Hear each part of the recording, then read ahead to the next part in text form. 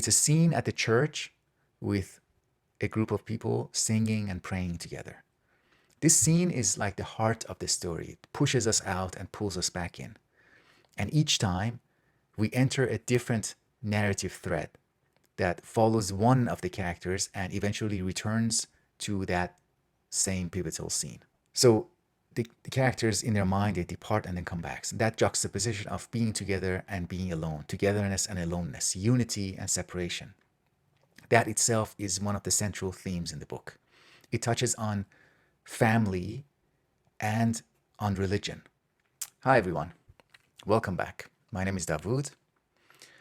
Why would I say my name is Davood if I'm welcoming you back? My name is Davood. Welcome to my channel if it is your first time. Otherwise, welcome back. Okay. Now, this video is about James Baldwin's first novel, which is titled Go Tell It on the Mountain, published in 1953. I love this book, enjoyed it so much. Such an intense experience. The feeling of unease, existential unease, that feeling of not feeling like you don't belong in the world, you're somehow misplaced. Something that we are familiar with at different times to varying degrees, but it is present in this novel to such an intense degree. It is painfully concentrated in this work, and it is so intense that you can almost drown in it. And that's one of the beautiful features of James Baldwin's writing, that you can tell, maybe it's my imagination, but you can tell that he almost drowned in this pain, in this confusion, in this suffering and rage. All these possible pathways that he didn't take, they were almost there for him. They were available. Instead of drowning, it leads you, that concentrated feeling, that powerful force leads us along paths of exploration, exploring family, history, society, religion, instead of destroying us, destroying the author, the world that is there, that is being shown to us. Instead, it leads to a path of observation and exploration. The story, as you probably know, is set in Harlem, New York City in the 1930s. And the story is centered on a single day in the life of the main character, John Grimes, who is a 14-year-old black teenager, black boy. And along with him, we also read about several members of his family, his stepfather, his mother, his aunt. So we begin and end the novel on that same day, but even though what we get is, on the surface, it is a very thin slice of time, it's a narrow time frame, Baldwin shows how much history is contained in that narrow time frame. There are deep layers of past experience that are present beneath the surface. Earlier material serving as the foundation for that moment, for the present moment that we are conscious of, that the characters are conscious of. And Baldwin actually takes us into those deeper layers of history. And just like how you can have a memory of an event in the past, but that memory inside it, at its core, there's another deeper memory that is more significant. So we find John on a Sunday morning, and Baldwin describes John's recollection of his earlier Sunday mornings. So a memory within a memory. And this hints at the nature of memory itself. So we read, this is a quote from the book. Quote, "His earliest memories, which were in a way his only memories, were of the hurry and brightness of Sunday mornings." End quote. So saying that John's earlier memories are in some sense his only memories refers to the formative character of significant memories. So we have some significant memories, presumably, that are always present. That's how formative they are. They have formed the nature of the shape of our mind, the character of our mind. And because of that, by doing that, they have shaped the way we form other memories. So John is struggling to find his place in society, in the world, and that involves struggling to understand the pressures that he's under. Pressures from his family, from the society, and these problems he has, these difficulties, these pressures, they don't just make his life difficult. They really make him feel out of place. The poverty of his family, his father who's extremely self-righteous, out of touch with reality, authoritarian, the society, the racial prejudice he encounters on a daily basis against black people, and the near absence of any encouraging relationship. There's one passing encounter with someone at school, someone like a school principal, who comes into a class one day and gives him an encouraging remark. That becomes so precious, even though it's so brief. Otherwise, there's no encouragement, no understanding, no recognition of him. And on top of everything else, he also is aware of his appearances being short and ugly. His sensitivity and intelligence, even though it intensifies his condition, his painful condition, because he feels more, so he suffers more. But they're also his means of coping. Another way, just as I said before, another way of coping is through becoming self-destructive and full of rage. That's also is something that is there for him. It's an available option. And Baldwin traces the onset of rage, how rage emerges into his consciousness, and how it is a response in a hopeless situation. This is another quote. There was an awful silence at the bottom of John's mind, a dreadful weight, a dreadful speculation, and not even a speculation, but a deep, deep turning, as of something huge, black, shapeless, for ages dead on the ocean floor, that now felt its rest disturbed by a faint, far wind, which bid it arise. And this weight began to move at the bottom of John's mind, in a silence like the silence of the void before creation, and he began to feel a terror he had never felt before. End quote. Let's talk about the general structure of the book. The book is divided into three main parts. The first and the third parts are about John, the main character. The second, middle part is itself divided into 3 chapters, and each of those chapters are about one of the secondary characters and the history of that character. And we find that theme of existential unease, that out of placeness in the context of each one of those secondary characters. There's a scene in the book, in the story. There's a pivotal scene. It's a scene at the church with a group of people singing and praying together. This scene is like the heart of the story. It pushes us out and pulls us back in. And each time we enter a different narrative thread that follows one of the characters and eventually returns to that same pivotal scene. So the characters in their mind, they depart and then come back. So that juxtaposition of being together and being alone, togetherness and aloneness, unity and separation, that itself is one of the central themes in the book. It touches on family and on religion. Baldwin shows how the religious commitments and the community of a faith, community around the faith, brings people together, how it brings people together for each of those characters, Florence, Elizabeth, Gabriel, and everybody else. So Florence is John's aunt, Elizabeth is his mother, and Gabriel is his stepfather. That choice itself to portray characters at the moment of prayer is itself remarkable. We tend to forget that it is possible to look at people in different ways. There are different ways to look at, to think about, to represent human beings.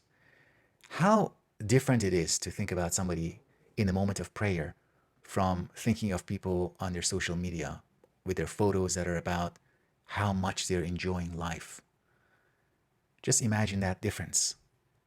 Facebook photos, Instagram photos that are about hedonistic moments of pleasure, living life to the fullest, contrast that with prayer, representing people in that moment. Or the moment of prayer compared to performance, optimal performance at your work. How strange it feels to read Baldwin's narrative threads departing from and then returning to the moment of communal prayer. It's not just prayer, it's also being in a community, being there together. Both of those things are so alien from us. from our perspective, from our everyday life world. The chapter on Elizabeth, John's mother, recalls her life as a young girl and the way she used to love her father, and the way she discovered that she's not supposed to love her father, that her father was not worthy of that love, that child, the life of his own child, because of what he did for a living. He ran a brothel. And other people told Elizabeth as a young girl, that you're not supposed to, you're not supposed to love him. You're not supposed to want to live with him. And we feel that heaviness of feeling a love that you have, but you know that is out of place, that the world doesn't have a place for it. You're not supposed to have it. This is something that, of course, Baldwin explores a lot more in his second novel, Giovanni's Room. But in Elizabeth's life, it happens one more time to her when she falls in love with Richard at an older age. And Richard is John's biological father. This time, again, they can't be together. Again, there's not a place in this world for their love, because this time for the traumatic force of racism. Elizabeth is one of the deeply religious characters in the novel. And even though her faith is a source of strength for her, it's also something that makes her vulnerable to mistreatment. Mistreatment from her husband, Gabriel. And that, in general, is one of the tragedies depicted in this novel. It's not just about this novel, but Baldwin shows it here. And that's the fact that racism coincides with sexism. The racism that black men face, the characters in this novel, that they are themselves victims of this racial prejudice, they turn that into mistreatment of women, those very same men, some of them. This is a topic that is dealt with by Frantz Fanon in his Black Skin, White Masks. I'm also reminded of another book by Sander Gilman. That book is called Freud, Race and Gender. Gilman points out how Sigmund Freud, himself being target of anti-Semitic prejudice, perpetuated the essential force of that prejudice. So the underlying engine of the prejudice, he kind of internalized it. That underlying engine is thinking in terms of hierarchies of worth and significance when you're thinking about human beings. And he applied that, among other ways, to his biases against women.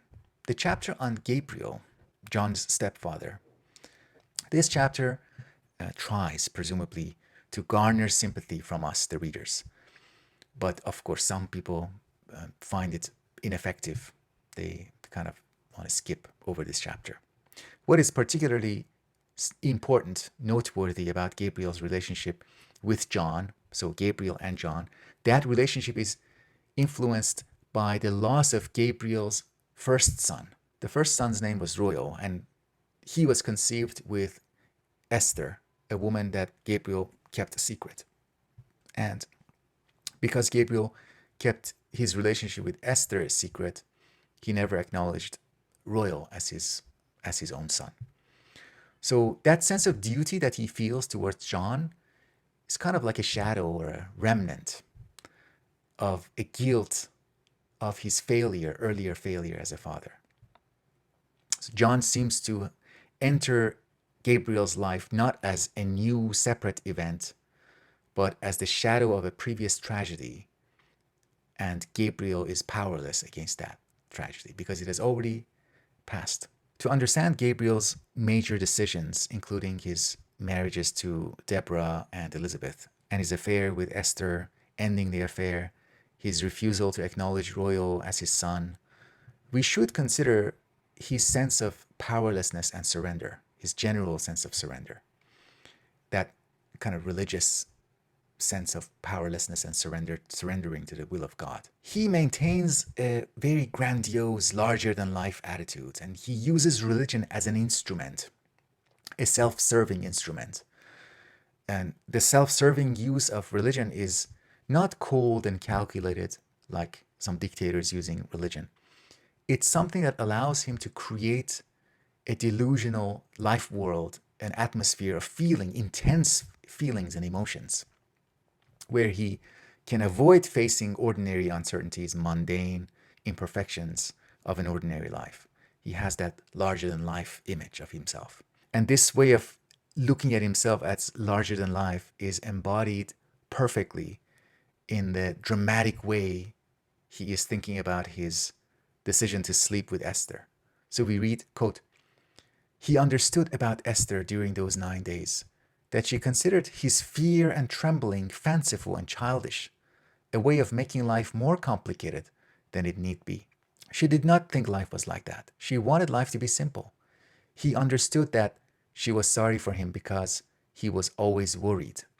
Sometimes when they were together, he tried to tell her of what he felt, how the Lord would punish them for the sin they were committing. So in response to that kind of self-aggrandizement, his sister, Gabriel's sister, or John's aunt, Florence, comes as a perfect critic and an effective critic of Gabriel. Not effective in a sense of influencing his mind, but at least satisfying us, the readers. We get to hear that kind of criticism voiced out by somebody in the novel, a character in the novel. And something here that is important is that Florence's criticism is not anti-religious or non-religious. It is itself also grounded in a religious perspective. So by doing that, Baldwin is demonstrating consciously or subconsciously, he's showing us that religion doesn't have to be used in a self-serving way. It also has contained within it some tools for self-criticism and self-reflection. So this note on religion also applies more broadly to John and John's story, the central story in the book. And that sense of optimism, that slight shade of optimism that this story has. This optimism is offered within a somewhat religious framework, and it is expressed with a religious language, religious tone. Despite John's skepticism, general skeptical attitude towards religion, and maybe that both the religious mindset and the skeptical mindset, maybe they're both necessary. The religious mindset is necessary because the life is just so unbearable. It would be so disorienting without it. And skepticism is also necessary to encourage that movement and authenticity. So in addition to the tensions that I touched on before, the tension between aloneness and togetherness, community and separation, past and present, despair and hope, there's also this dialectic of faith and skepticism that pushes this character forward, and this dialectic that is embodied in John's life. And it is an expression, it is itself an expression of the existential unease that is at the heart of this novel. And I guess that's it for my review. Thank you if you really stayed until this point. Wow. I wouldn't have stayed it if it wasn't my video. So thank you. If you enjoyed the video, please check out my Patreon page, like and subscribe and all those things. And I look forward to speaking with you in future videos. Thank you.